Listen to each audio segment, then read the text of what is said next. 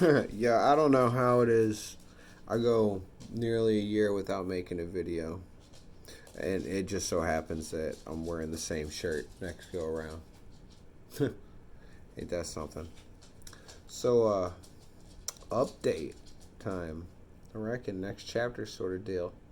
Um, yeah. So about a month ago, I went to the ocean and came out. My eyes were kind of blurry, and then by the time I got home, it was real bad, like real bad double vision. I was dizzy. About a couple days go by, I figured it'd go away. A couple days go by, finally take myself to Walmart Vision. Figured I needed glasses. So I'd pony up to it. Dad wore them, mom wears them. All right. And they say, hey, look, nothing's wrong with your eyes, but they're pointing the wrong way. They're kind of not doing right. And in the examination, making following the light around, we discovered this.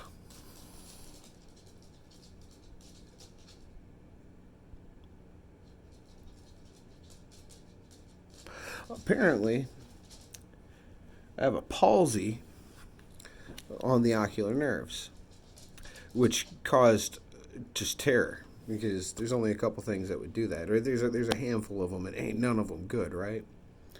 So after the CAT scan and the MRI and the blood work, we determined that it wasn't Lyme disease. It's not syphilis. It wasn't a tumor,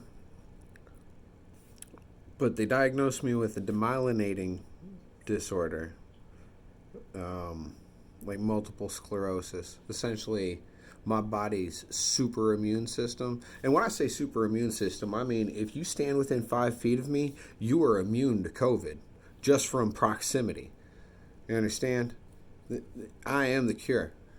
Well, my body also thinks that my brain is the problem, and it is using my amazing immune system to attack the wiring in my brains. And as a result, it has frozen my eyes partially, so I now have double vision and nausea. Um, they didn't do anything at the hospital. They just cut me loose, gave me a number to call to schedule an appointment, which was like 4 weeks later.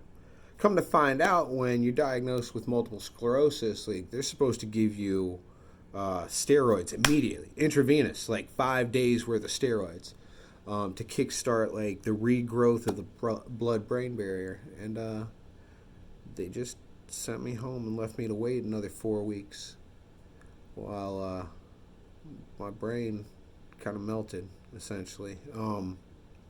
Because I don't have necessarily a demyelinating disorder. When I finally got to go see the neurologist, and that's a whole different story. Like,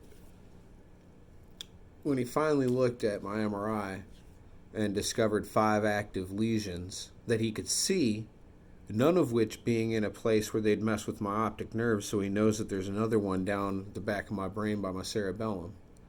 So at least 6 active lesions inside my head have been left untreated. I mean, I get it. Hey, it's 2021. I'm unemployed. Have been for about 6 months. Right after Inauguration Day, boss started cutting people loose. So I got the axe. I don't have insurance. And now I've got a life-threatening illness. And the hospital's playing games with me because of the money. So the neurologist, he's like, oh my God, I can't believe they didn't give you steroids immediately. They just cut you loose. We've got to get you in there right now. I'm going to send an order over for like emergency steroid intravenous. I tell you what, Onslow Memorial Hospital kicked it back. Something to do with the insurance. We're now 3-4 days later, and I'm not in a good way. Yeah, I know the tremors started in my arms this morning, and yeah, that shit's terrifying to me. Like, I don't want to get $1 million baby. Do you know what I mean? And like my own brain and body are the culprit. So I got to looking into like, how the fuck does this happen? Well, MS generally happens because there's an issue with the membrane that protects the brain from like everything, the blood-brain barrier. And I remember something that I picked up some information I picked up around about the last time you saw a video out of me. The effects of radio frequency on the blood-brain barrier. It was actually the first result that popped up when I Googled it. And they found definitively that direct and overexposure of non-ionizing radiation to rats' skulls just decimated the blood-brain barrier.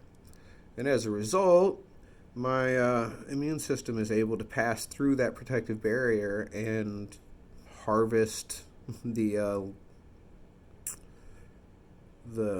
mylar. It's the coating on the nerves inside my brain. So they're able to harvest that stuff and create more antibodies. It's almost turning my brain into like an antibody training center and harvesting my neural connections to do it.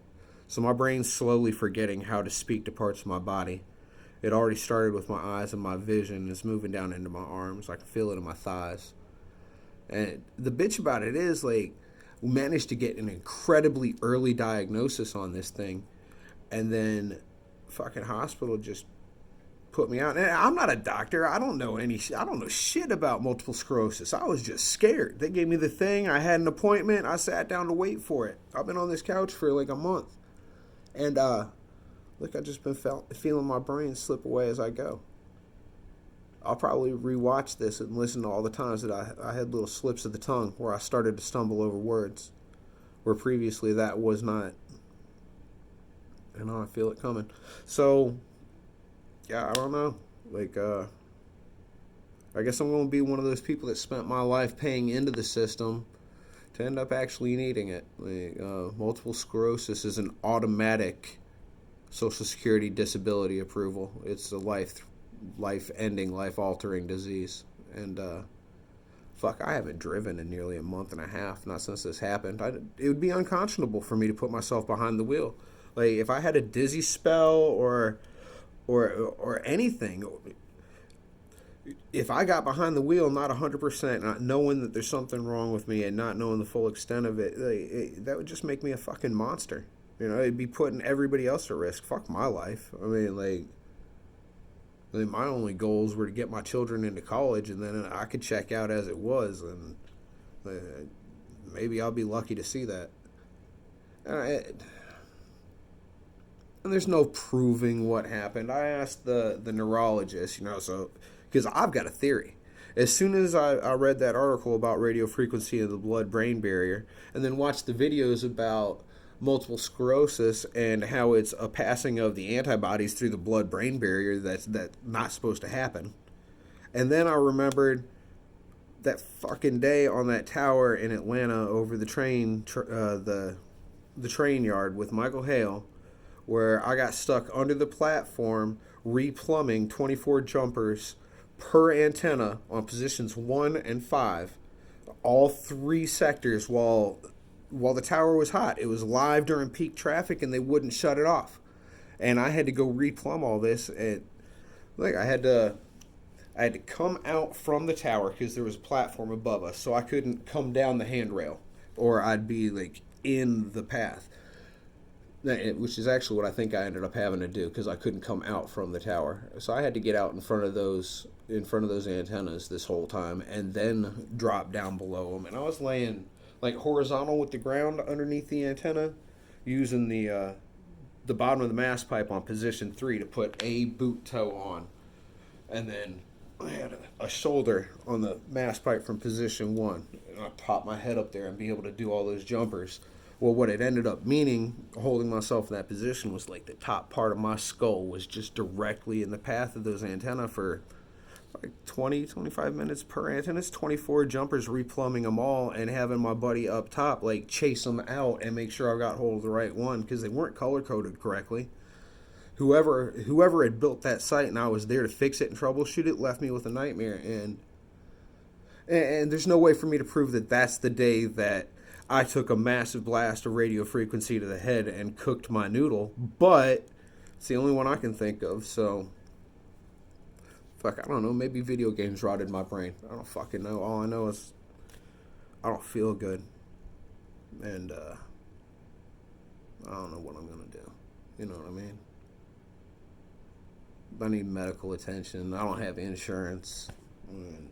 I might need to sue these fuckers for robbing me a month. Like, my arms were fine a month ago. This month, sitting down, waiting when they should have done something the night they saw me at the hospital. Man, it took my fucking arms from me. I can feel it. There's a weak. I used to be able to hold my body weight plus my safety gear and most of another man's weight one-handed, climb a cell phone towers, and now I can feel the weakness. Like when I flex, it I don't know if you can see. It's almost like a shadow effect after the flex, like a second. It's almost like a reverb, like it's a fucking tremor, is what it is. And yeah, so that's the update in my story. Sorry I don't have real good news to share. It's whatever, you know. Lord giveth, the Lord taketh away. Man, I wish I could stop coming to y'all like this, but really, I don't get on here and show my face unless I've got something to say. I'm not really vain like that. So, I don't know. God bless.